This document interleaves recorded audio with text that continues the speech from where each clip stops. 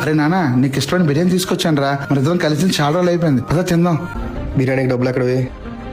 మళ్ళీ అప్పు చేసావా? నువ్వు ఇంకా మారవా? ఇలా ప్రతి చిన్నదానికి అప్పులు చేస్తూ ఉంటే అప్పులు తీర్చలేక ప్రతి ఒక్కరితో మాట్లాడాల్సి వస్తుంది. రే ఏంట్రా మాటలు? అదరా బనిది బుర్రుందారా నీకు? మీ నాన్న ప్రేమతో తీసుకొస్తే చిరాకు పడి వచ్చేస్తావా? మా నాన్నకి యాక్సిడెంట్ అయిన తర్వాత పని చేయలేకపోతున్నాడు రా.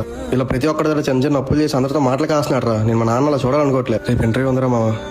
అందరూ కానీ సెలెక్ట్ అయ్యి జాబ్ వస్తే మా ఫ్యామిలీ కష్టాలన్నీ తీరిపోతారా. మళ్ళీ మా నాన్నకి అలా ఆనందం చూడొచ్చురా. నువ్వు అనుకున్నది సాధిస్తావురా మావా. ఈరోజు అయితే నాన్న చాలా బాగా చూసుకోవాలి.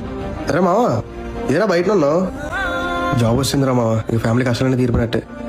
నాన్న కలుస్తున్నావు అన్నాడు కదా, బిర్యానీ తెచ్చాను. తా కలుస్తున్నావు. అరే మావా, అది కాదురా. ఏమైందిరా? నాన్న ఇంకా మనకి లేరురా.